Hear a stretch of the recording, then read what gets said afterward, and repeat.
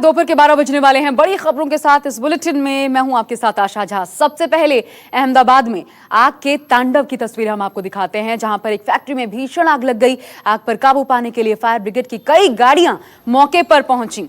देखिए कितनी भीषण ये आग थी कि बिल्कुल आसमान काला हो गया, ऐसा लग रहा था धुएं से। बहुत तेजी के साथ ये आग फैला और बताया ये भी जा रहा है कि जब तक इस आग पर काबू पाया जाता, क्योंकि कई गाड़ियां यहां पर मंगवानी पड़ी, तब जाकर के थोड़ा काबू किया जा सका, लेकिन तब तक बहुत ज्यादा नुकसान हो गया था। अभी भी आग बुझाने में दमकल की कई गाड़ियां लगी हुई हैं। ये एक फैक्ट्री में भीषण आग की तस्वीरें हम आपको दिखा रहे हैं। कैसे आग लगी अभी तक ये स्पष्ट नहीं है, लेकिन देखिए कितना ऊंचा धुएं का गुबार, पूरा काला धुआं आसमान पर छा गया। दूर से ये तस्वीरें लोगों ने देखी तो दहशत में आ गए। मौके पर दमकल कर्मी इस वक्त मौजूद हैं। रेस्क्यू ऑपरेशन अब भी चल रहा है, क्योंकि क्या फैक्ट्री के भीतर लोग मौजूद थे, अभी ये तमाम जानकारियां खुलकर सामने नहीं आ पाई हैं। ये अहमदाबाद की एक फैक्ट्री की तस्वीरें हम आपको दिखा रहे हैं। किन कारणों से आग लगी ये भी अभी स्पष्ट नहीं है। भूपेंद्र सिंह मेरे सहयोगी मेरे साथ जुड़ गए हैं। भूपेंद्र, किस चीज की ये फैक्ट्री है, क्या जानकारी अभी तक इस आग को लेकर काबू पाया जा सका है क्या? देखिए, ये अहमदाबाद का बाहरी छोर है, साणंद कहते हैं इसे, साणंद तहसील, और पूरा इंडस्ट्रियल एरिया है। यहाँ पर यूनिचार्म नाम की ये कंपनी है और ये सैनिटरी जो डायपर होते हैं वो बनाती है, और उसकी वजह से ही ये आग एक तो बहुत ज्यादा फैली है, क्योंकि अंदर बहुत ज्यादा कॉटन जो है वो रखा गया था इस्तेमाल के लिए।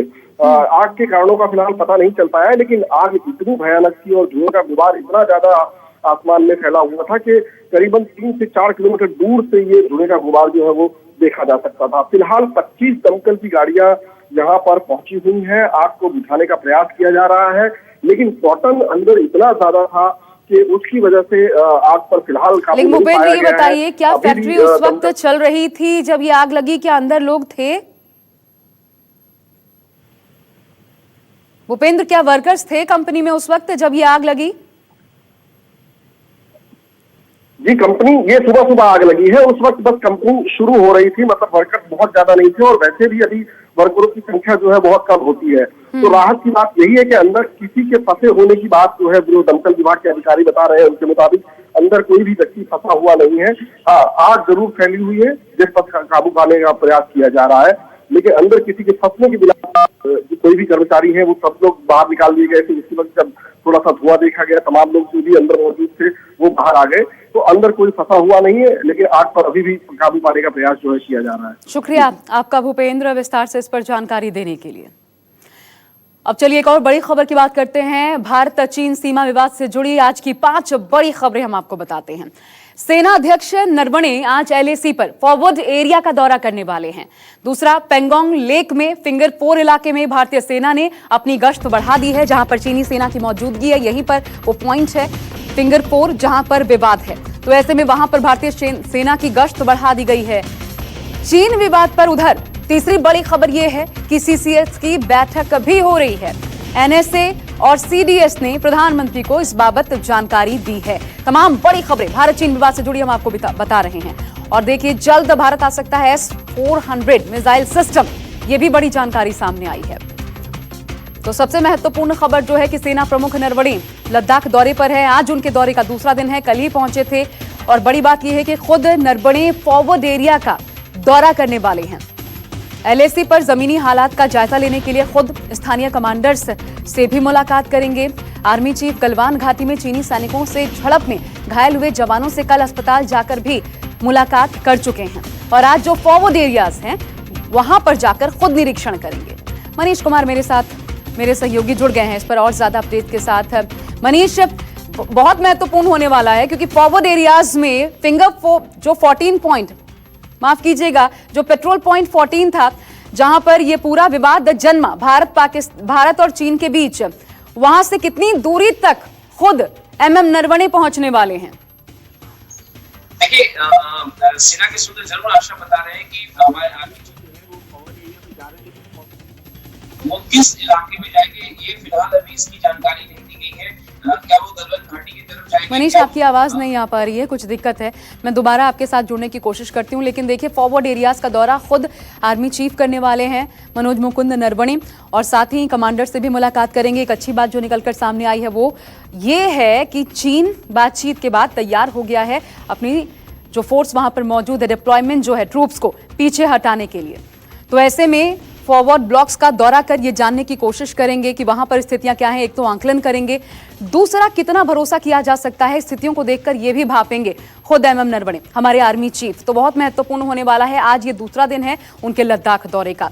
उधर पेंगोंग सो लेक की बात करें तो सेना ने यहां पर पेट्रोलिंग बढ़ा दी है। आपको बता दें कि पूरा यहां जो विवाद है वो फिंगर 4 इलाके को लेकर है, जहां पर भारतीय सेना ने अब अपनी गश्त बढ़ा दी है, क्योंकि यहां पर चीनी सेना की तैनाती देखी गई है और यही विवाद का कारण है। पेंगोंग सो लेक में फिंगर 4 जो है वहां पर चीनी सेना ने अपने टैंक्स गाड़े हैं, वहां पर गश्ती वहां पर ज्यादा देखने को मिली चीनी सेना की। इसके बाद भारत ने भी अपने सैनिकों की गश्त बढ़ा दी है। सेना प्रमुख नरवणे LAC के दौरे पर भी हैं, आज दूसरा दिन है उनका, और यहां भी स्थितियों को समझने की कोशिश करेंगे, क्योंकि दूसरा मुद्दा जो होने वाला है इसके बाद वो पेंगोंग सो लेक ही होने वाला है। आसिफ तो आप मेरे साथ जुड़ गए। आसिफ, गलवान लगभग सुलझ गया, ये मानकर चला जा रहा है, फिर भी स्थितियों का आकलन करने के लिए सेना प्रमुख वहां पर हैं, लेकिन अभी हालात क्या हैं पेंगोंग सो लेक में? इस वक्त भारत अपनी तरफ से गश्ती बढ़ा रहा है, तो ये चीन को साफ साफ क्या इशारा है? देखिए, अभी मामला कहीं पर सुलझा हुआ है या सुलझ गया है, ऐसा कहना अभी बहुत जल्दी होगा, क्योंकि हमने देखा था कि पिछली बार जो 6 जून को यहाँ इसी मोल्डो चुशूल में जो लेफ्टिनेंट जनरल स्तर की बातचीत हुई थी और फैसला हुआ था कि डीएस्केलेट किया जाए, दोनों सेनाएं पीछे हटेगी, लेकिन उसके बाद हमने देखा फिर 15 जून को गलवान वैली में क्या हुआ था। इसलिए जो चाइना अभी तक कह रहा है उसका इतना जल्दी भरोसा नहीं किया जा सकता है, और यही कारण है कि जो सेना है वो इन बैठकों के साथ साथ अपनी जगह पे पूरी तरह से तैयार बैठी हुई है। उनकी जो भी स्ट्रेटेजिकल पोजीशन है उन्हें पहले से भी ज्यादा स्ट्रांग किया जा रहा है, और यही कारण है कि सेना चीफ खुद लद्दाख पहुंचे। कल उन्होंने सबसे पहले जो घायल हो गए थे गलवान क्लैश के दौरान उनके साथ मुलाकात की, उन्हें पूछा, और उसके बाद बैठकें की गई, पूरी रणनीति देखी गई कि आखिरकार चीन की हलचालबाजी का किस तरह से जवाब दिया जाए। और आज अब खुद जो है सेना चीफ यहाँ फॉरवर्ड इलाकों में जाकर उन सैनिकों और कमांडरों का मनोबल बढ़ाएंगे, उनके साथ बातचीत करेंगे जो यहाँ पर चाइना के बिल्कुल साथ में खड़े हैं और उनके सामने खड़े हैं और उनकी हर चालबाजी का और चुनौती का भी जवाब दे रहे हैं। जी शुक्रिया आपका आसिफ इस बातचीत के लिए। और अब आपको भारत चीन विवाद में एक और बड़ी खबर बता दें कि आज कैबिनेट की बैठक से पहले CCS की बैठक भी हुई है, और आज बैठक में NSA और CDS ने चीन विवाद पर मौजूद हालात और चीन सेना से बातचीत पर प्रधानमंत्री मोदी और विदेश मंत्री जयशंकर बताया जा रहा है कि बैठक में शामिल थे, और साथ ही ब्रीफिंग प्रधानमंत्री मोदी को दी गई है। क्या कुछ अब तक हुआ है, भारत का रुख क्या रहा है, कैसे हम पीछे धकेलने की कोशिश कर रहे हैं, इन तमाम चीजों को लेकर के प्रधानमंत्री को खुद NSA और CDS ने जानकारी दी है। मेरे साथ अमित कुमार मेरे सहयोगी जुड़ गए हैं। अमित, और क्या जानकारियां इस बैठक से अब तक सामने आ पाई हैं? सिर्फ देखिए, अभी तक ये जानकारी मिली है कि CCS की बैठक हुई है 11 बजे। कैबिनेट की जब बैठक हुई उससे पहले CCS की बैठक हुई। हालांकि रक्षा मंत्री यहाँ पर नहीं है, वो रसिया के दौरे पर हैं, लेकिन वित्त मंत्री निर्मला सीतारमण, विदेश मंत्री जयशंकर मौजूद थे प्रधानमंत्री के साथ, जहां पर NSA और CDS ने जो अभी तक बातचीत हो रही है, जो सैन्य लेवल पर बातचीत हो रही है, उसके बारे में ब्रीफ किया कि हमने किस तरह से जो अपने स्थिति को मजबूती से रखा है, और वहाँ पर न सिर्फ वहाँ पर जो हम बातचीत कर रहे हैं उनको पुराने जो अप्रैल की पोजीशन पे थे, हमने साफ तौर पे कह दिया कि बातचीत तभी और आगे बढ़ेगी जब आप अपने पुराने स्टैंड पहुंचेंगे, पुराने जगह पे जाएंगे। तो बातचीत बहुत पॉजिटिव नोट पर हो रही है, उसके बारे में जानकारी दी। इसके अलावा बॉर्डर इलाके में जो डिप्लॉयमेंट्स हो रहे हैं, तमाम जो फोर्सेज वहाँ पर हैं, कैसे वहाँ पर जो अपनी जो पोस्ट है PP-14 जो है पेट्रोलिंग पॉइंट, वहाँ पर किस तरह से अपनी फोर्स मजबूती से खड़ी है, और तमाम जगहों पर डिप्लॉयमेंट किस तरह से हुआ, इन सारी चीज़ों को ब्रीफ किया गया है, ज़मीनी हालात के बारे में। इसके अलावा जयशंकर जो कि विदेश मंत्री हैं, उन्होंने डिप्लोमेटिक लेवल पर क्या क्या किन किन चैनलों के जरिए चीन पर एक दबावी रणनीति के तहत काम किया गया, इसके बारे में जानकारी दी। तो विस्तृत रूप से जो चीन के हालात हैं उसके बारे में प्रधानमंत्री मोदी को ब्रीफ किया गया CCS की बैठक में। शुक्रिया आपका अमित इस जानकारी के लिए।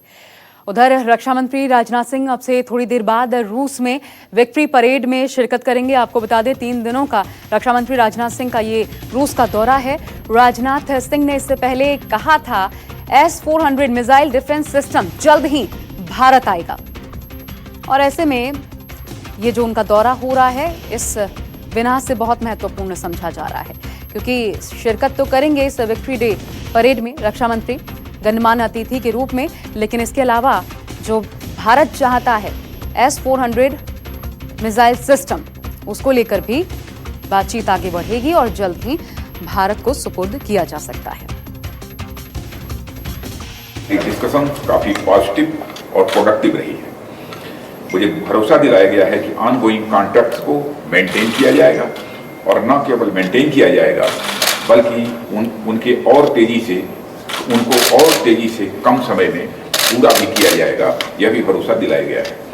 हमारे सारे प्रपोजल्स को रशियन साइड्स की ओर से पॉजिटिव रिस्पांस मिला है।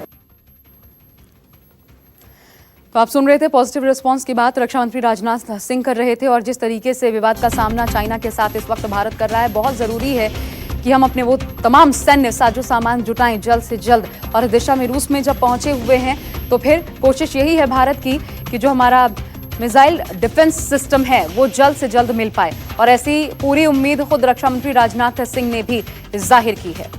ये इस वक्त समय ऐसा है कि दुश्मन को भी विदेशी धरती से एक चुनौती भी दी जा रही है और हमारी तैयारियों का खाका भी पेश किया जा रहा है, क्योंकि चाइना भी यही कर रहा है। बॉर्डर पर चाइना लगातार एक्सरसाइज कर ये दिखाने की कोशिश कर रहा है कि वो तैयार है, लेकिन हर एक मोर्चे पर भारत भी जवाब दे रहा है चाइना को। पेट्रोलियम पदार्थों को लेकर देश में इस बार वो हुआ है जो इससे पहले कभी नहीं हुआ। जी हां, डीजल के दाम पेट्रोल की कीमतों से आगे बढ़ गए हैं। पेट्रोलियम पदार्थों की कीमत में लगातार हो रही बढ़ोतरी के खिलाफ आज मध्य प्रदेश में कांग्रेस ने विरोध प्रदर्शन भी किया है। मध्य प्रदेश में 1 जून को पेट्रोल का दाम 77 रुपए 56 पैसे था, जो अब बढ़कर 87 रुपए 16 पैसे पर पहुंच चुका है। वहीं डीजल का दाम 1 जून को 68 रुपए 27 पैसे था, जो अब बढ़कर 78 रुपए 33 पैसे हो गया है। लगभग 10 रुपए का इजाफा पेट्रोल डीजल दोनों में हुआ है। के लगातार बढ़ते दामों के बाद अब देख सकते हैं तस्वीरों में भोपाल में यहाँ दिग्विजय सिंह को साइकिल पर जाते हुए देखिए किस तरह से ये विरोध करने का तरीका यहाँ पर है। दिग्विजय सिंह है, इन्होंने अपील की थी तमाम जो कांग्रेस के कार्यकर्ताओं से और आम जनता से भी कि वो साइकिल पर पहुंचे और इस तरह से मुख्यमंत्री शिवराज सिंह चौहान को ज्ञापन देने के लिए निकले हैं दिग्विजय सिंह साइकिल पर। ये विरोध है पेट्रोल और डीजल के लगातार जो बढ़ते दामों के बीच में, ये इस तरह से विरोध करते हुए दिग्विजय सिंह को देखा जा सकता है। साफ तौर पर ये जिस तरह से मध्य प्रदेश में और बाकी पूरे देश भर में इस तरह से जो पेट्रोल डीजल के दाम बढ़े हैं और खास तौर पर मध्य प्रदेश में कांग्रेस ने ये विरोध हर ब्लॉक स्तर पर भी किया है, लेकिन भोपाल की तस्वीरें खास तौर पर दिग्विजय सिंह के साइकिल पर जाती हुई तस्वीरें बेहद अलग हैं। ऐसे में सवाल ये उठता है कि आने वाले जो उपचुनाव हैं उनमें क्या कांग्रेस इस तरह का विरोध प्रदर्शन करके एक माहौल बनाने की कोशिश कर रही है। कैमरा पर्सन कमलेश व्यास के साथ विपिन श्रीवास्तव, भोपाल, न्यूज़ 24। और हमारे सहयोगी ने दिग्विजय सिंह से बातचीत भी की, क्या कहना था उनका, सुनिए आप। के दाम वृद्धि में उनसे बात करेंगे। सर, साइकिल पर जाके विरोध करना है बड़ा, क्या कहेंगे? अगर वो ईमानदार हैं तो हमारे साथ चलना चाहिए। उन्हें सरकार को छूट देनी चाहिए, ना कि बात। बिल्कुल छूट भी देना चाहिए और केंद्र सरकार के खिलाफ आंदोलन करना चाहिए कि कोरोना के समय में इस तरह का बोझ डाल दिया है। निश्चित तौर पर साफ तौर पर दिग्विजय सिंह को यहाँ पर देखा जा सकता है साइकिल से जाते हुए, और जिस तरह से देश भर में कांग्रेस इसका विरोध कर रही, खास तौर पर मध्य प्रदेश में साइकिल पर दिग्विजय सिंह को निकलते हुए तस्वीरें, और मुख्यमंत्री शिवराज सिंह चौहान के घर पहुंचकर ज्ञापन देंगे यहाँ से दिग्विजय सिंह और अपना विरोध जता रहे हैं। हालांकि मुख्यमंत्री कमलनाथ जो थे, पूर्व मुख्यमंत्री, उन्होंने इस बात का जिक्र किया तो तमाम जो ब्लॉक स्तर पर भी अपील की थी कि कांग्रेस के कार्यकर्ता विरोध में शामिल होंगे और एक बड़ा आंदोलन इसको बनाएंगे, खास तौर पर तब जबकि मध्य प्रदेश में आने वाले वक्त में उपचुनाव है और ऐसे में कांग्रेस इसे बड़ा दाव मान रही है। कैमरा पर्सन कमलेश व्यास के साथ Vipin Srivastava, Bhopal, news 24। Petrol diesel के इन बढ़े दामों को लेकर राहुल गांधी ने भी सरकार पर हमला बोला है। एक ट्वीट उन्होंने किया है, वे ट्वीट हम आपको दिखाते हैं क्या कहा है। इस ट्वीट के माध्यम से राहुल गांधी ने, देखिए, मोदी सरकार ने कोरोना महामारी और पेट्रोल डीजल की कीमतें अनलॉक कर दी है। नमस्कार, मैं हूं मानक गुप्ता। अगर आपको हमारा ये वीडियो पसंद आया हो तो इसे लाइक और शेयर जरूर करें और हाँ, हमें सब्सक्राइब और फॉलो करना ना भूलें ताकि आप देश और दुनिया की कोई खबर मिस ना करें। तो जुड़े रहिए हमारे साथ और देखते रहिए न्यूज़ 24।